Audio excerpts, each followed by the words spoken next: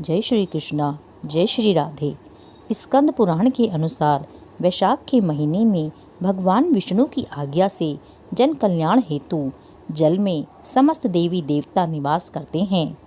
एक बार राजा अम्बरीश दीर्घ काल तक तप के बाद गंगा तीर्थ की ओर जा रहे थे। मार्ग में उन्हें देव ऋषि नारद जी के दर्शन हुए। तब विनय पूर्वक राजा ने देव ऋषि से प्रश्न किया, हे देव ऋषि, ईश्वर ने प्रत्येक वस्तु में किसी श्रेष्ठ कोटि की रचना की है, लेकिन मासों में कौन सा मास सर्वश्रेष्ठ है? इस पर नारद जी ने कहा, जब समय विभाजन हो रहा था उस समय ब्रह्मा जी ने वैशाख मास को अत्यंत पवित्र सिद्ध किया है। वैशाख मास सब प्राणियों की मनोकामना को सिद्ध करता है। धर्म, यज्ञ, क्रिया और व्यवस्था का सार वैशाख मास में है।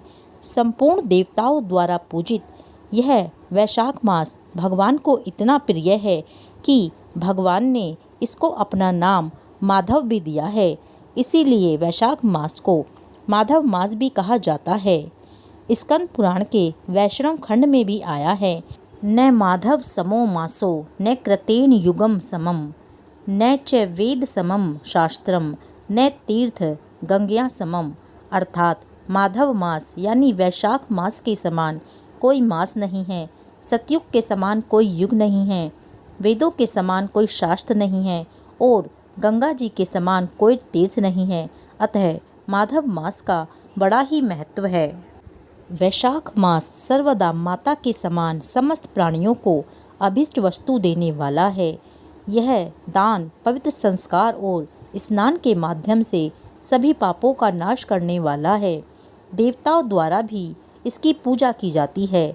जैसे सभी विद्याओं में वैदिक विद्या, मंत्रों में प्रणव, पेड़ों में दिव्य कल्पवृक्ष और सभी गायों में कामधेनु, सभी नागों में शेष, सभी पक्षियों में गरुण, सभी देवताओं में विष्णु, सभी जातियों में ब्राह्मण, सबसे प्रिय वस्तुओं में प्राणवायु, घनिष्ठों में पत्नी, नदियों में गंगा, तेजस्वियों में सूर्य, सभी हथियारों में चक्र है, सभी धातुओं में सोने की तरह, सभी वैष्णवों में रुद्र की तरह और सभी रत्नों में कौस्तुभ की तरह पवित्रता और सदाचार के लिए अनुकूल सभी महीनों में वैशाख मास सबसे उत्कृष्ट है।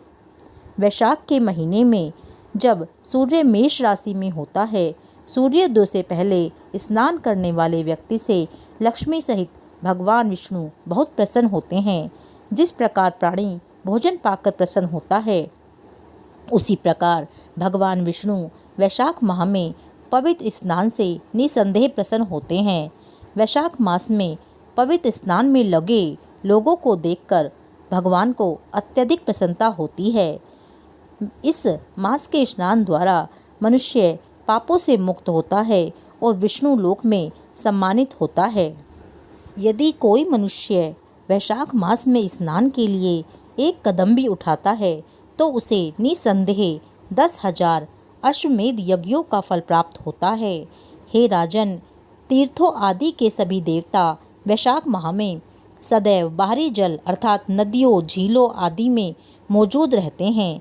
भगवान विष्णु के आदेश पर और मनुष्यों के कल्याण की इच्छा से वे सूर्योदय से 6 घटिका अर्थात 144 मिनट तक वहीं रहते हैं। यदि मनुष्य उस समय तक स्नान नहीं करते हैं तो वे उन्हें भयंकर श्राप देकर अपने अपने निवास स्थान को चले जाते हैं। इसीलिए राजन, सभी व्यक्तियों को यह स्नान अवश्य ही करना चाहिए ताकि वे अपने जीवन का सर्वाधिक लाभ ले सकें। तो आइए हम सब भी प्रयास करें कि इस वैशाख मास में सूर्योदय से पूर्व स्नान किया जाए और भगवान से प्रार्थना करें कि हे मधुसूदन, हे देवेश्वर माधव, मैं मेष राशि में सूर्य के स्थित होने पर वैशाख मास में प्रातः स्नान करूँगा। कृपया आप इसे निर्विघ्न पूर्ण करें। जय श्री कृष्णा, जय श्री राधे।